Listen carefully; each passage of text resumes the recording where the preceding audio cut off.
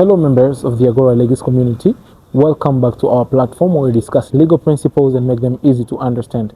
Today, we are hosting back Mike Ssekayaza to continue with the constitutional law one or constitutional history of Uganda, and we shall look at the Bataka grievances. We shall be looking at the facts, the causes, and the implication of these grievances.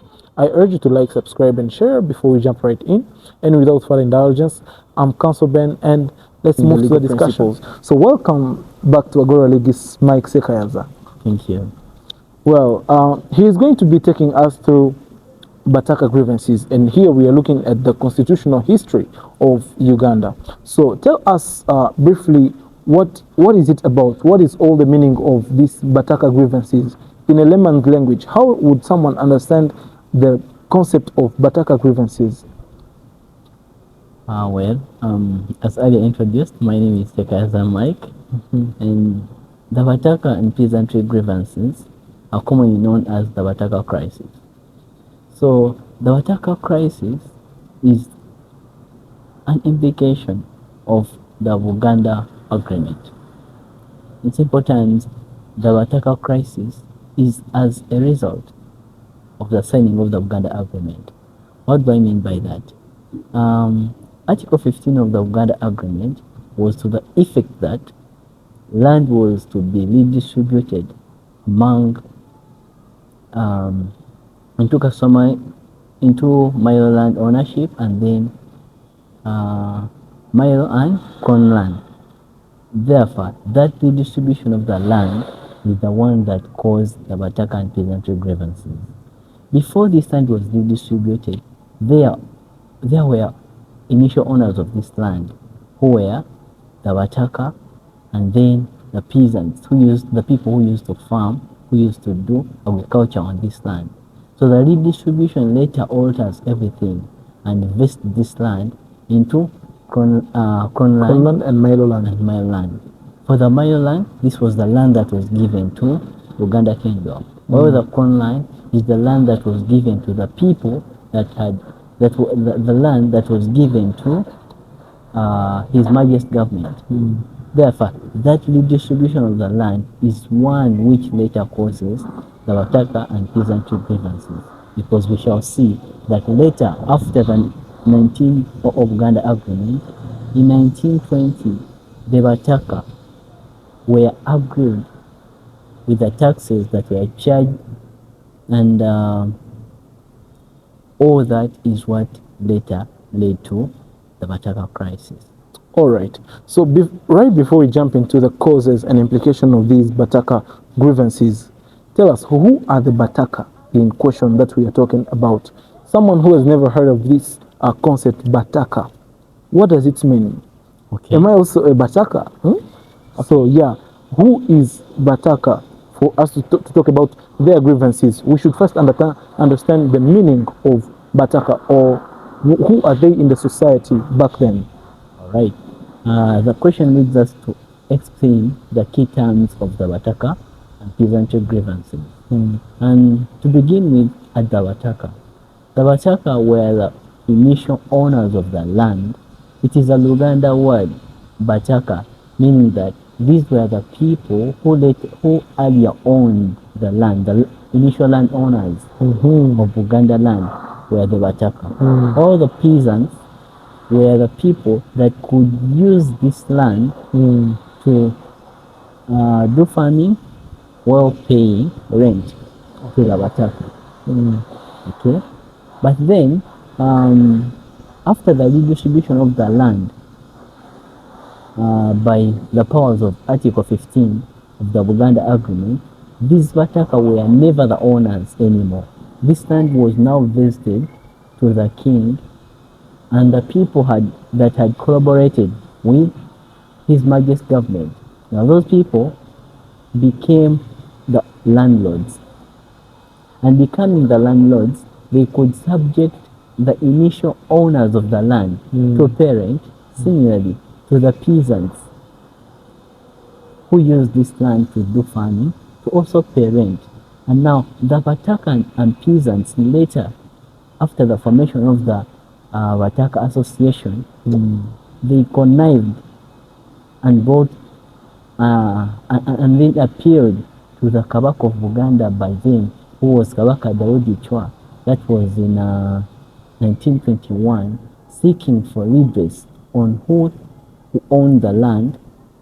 But then the Kabaka did not address the issues of the Bataka. Now, when these Bataka were not addressed to, then they later invite the peasants to join their call and then file a petition to the Luchiko. Why did they file to the Luchiko? Because after realizing that the Kabaka did not help them after them being aggrieved, then they had to appear to the Luchiko. Luchiko is a Luganda word which means parliament. So this parliament comprised of the Luchiko members or the parliamentarians that could enact laws governing Buganda agreement. And why these Bataka peasants approached the Luchiko is because the Luchiko comprised of the landlords. Most of the people that were appointed to be on the Luchiko, they were people that connived or collaborated with His Majesty's government. And them being the landlords, these people thought, the Bataka and the peasants thought that these people could actually hear their claim and then later mitigate on their grievances. But as the saying goes, no one can make a law against themselves. Now the Luchiko could not at any one point listen to the grievances of the Bataka.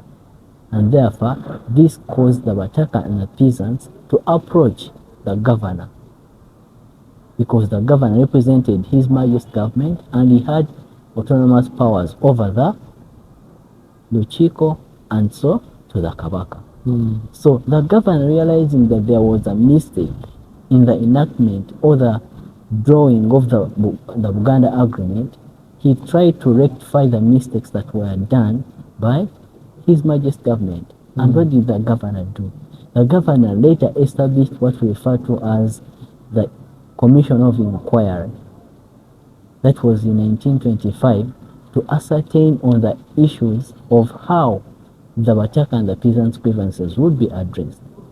As a result, in 1928, we later had which were called the Bosulu and the Envujo laws. Bosulu is also a Luganda word which means rent.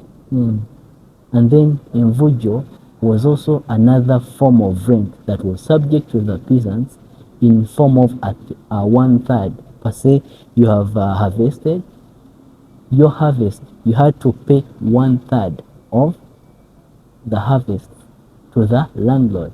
So the Bosulu and the Envujo laws were the ones that were later enacted to mitigate and to address the issue of ownership by the Commission of Inquiry. That was in 1928. And when the British or His Majesty's government realized that they had already made a mistake by the enactment of the 1900 Buganda Agreement, those were some of the mitigating factors that were addressed, that were put into consideration to mitigate on the issue of ownership. To the Bataka, the Bosulu and the Envujo laws were to the effect that they were the owners of the land.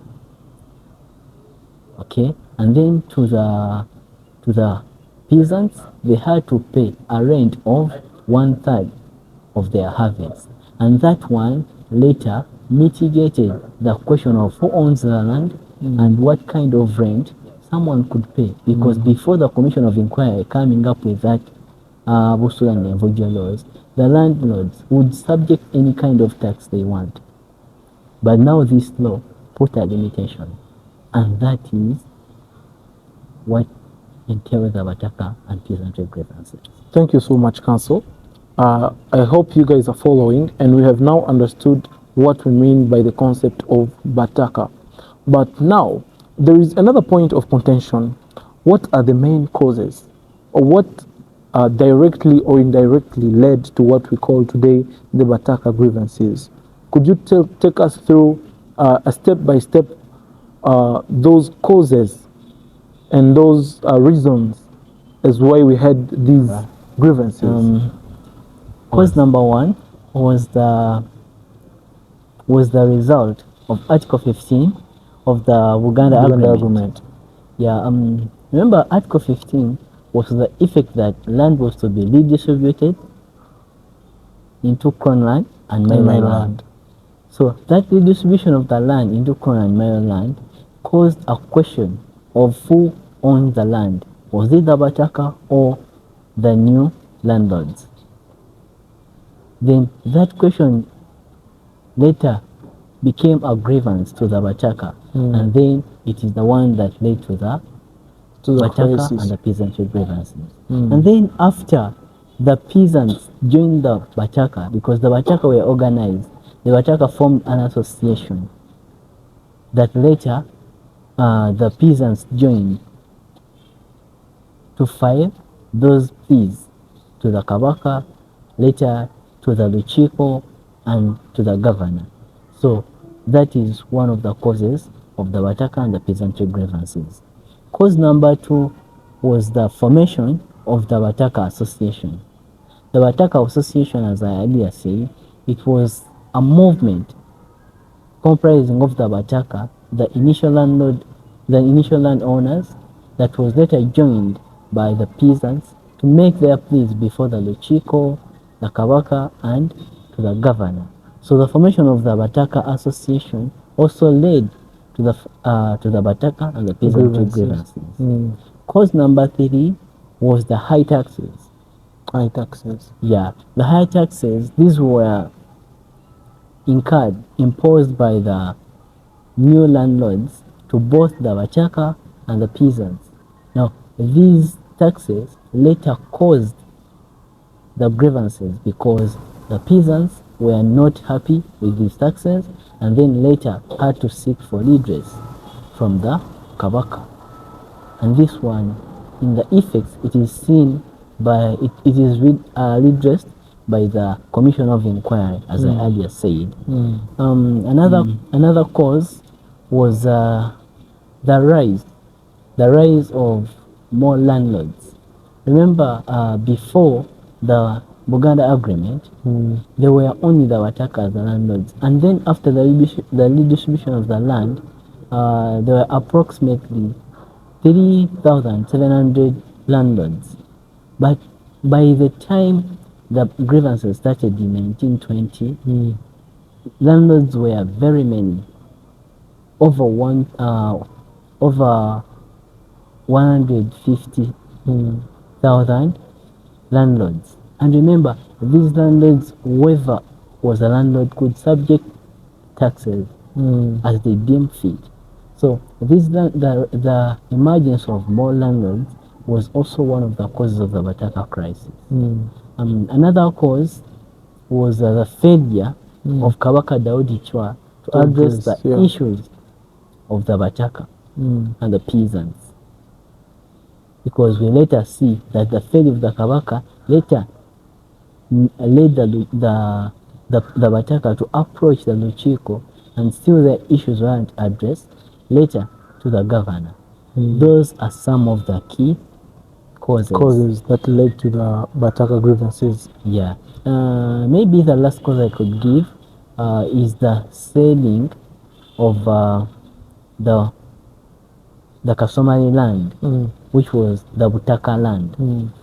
What was the Bataka land? The Bataka land was considered to be the land of the kingdom, and that land was never to be sold. But because of the redistribution of the land, and as an impact of the redistribution, the virgin land was given to was subjected to crown ownership, and now even the Bataka land was taken. So the selling of the Bataka land is one of the causes of the Bataka and the peasantry grievances. I'll advise the viewers to go read the case of Mukwawa versus Mukubira, because it is compounded on that principle. Thank you so much. Last point of discussion, Council. What are the significance or the main implication that in the constitutionalism of the Uganda's history from that we can trace from the Bataka grievances? Well, the Bataka Grievances, just like any other constitutional event, had a lot of implications. And some of the key that I can cite is the Busulu and the Mvujjo laws of 1928. Remember, after the grievances becoming rampant in 1920 to 1924, then the governor, in addressing these issues, these grievances, he formulated the commission of inquiry that was to retrace the mistakes of the Majesty government. And what came as a result was the enactment of the Busulu and the Mvujjo laws to determine on who owns the land, and later to set a standard wage of rent to be collected. And to the effect of the Busulu and the Mvujjo laws, it determined that the Bataka were the original owners of the land. All the peasants were supposed to pay 1/3 of their harvest to the landlords. So that was one of the implications and the results of the Bataka and the peasantry grievances. And number two is that the Bataka grievances led to a rise of political parties. How is this a point?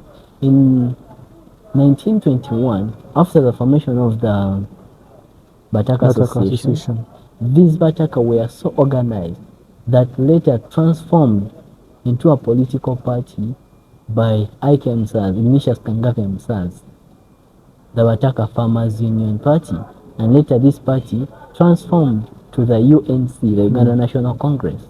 So all this was as a result of the Bataka and the peasantry grievances. Another issue, this is also traced to the causes of the Bataka grievances, was the need to support the Industrial Revolution in Europe, in Britain, that as a result of the Bataka and the peasants being farmers, Her Majesty's government needed raw materials. Okay, they needed raw materials to facilitate the industries that were at the higher increase at that time. And the reduced productivity, when you look at the causes, is one that later led to the Bataka and the peasantry grievances. And that's why even the governor and His Majesty's government reacted so fast to ensure that this issue was addressed. Now, when you come to the implications, is that the Bataka and peasantry grievances later led to enhancement of the industrial revolution in Europe. And another thing in regards to that is that the Bataka and peasantry grievances later led to the argument of self-determination. What do I mean by self-determination? Is that this Bataka later wanted a commission that could let them harvest their products and then later sell them, export them without intervention. So that was also called the implication of the Bataka and the peasantry grievances. Definitely. So that said, as implication members, we have understood the concept of Bataka grievances in the constitutional history of Uganda. I hope you have grasped the idea and you have grasped all the causes and implication. I urge you to subscribe, like, and share if it has been helpful, and make sure you share it to a colleague who might be in need of this content. Thank you for watching at Agora Legis. It has been a pleasure having you, Mike Ssekayaza.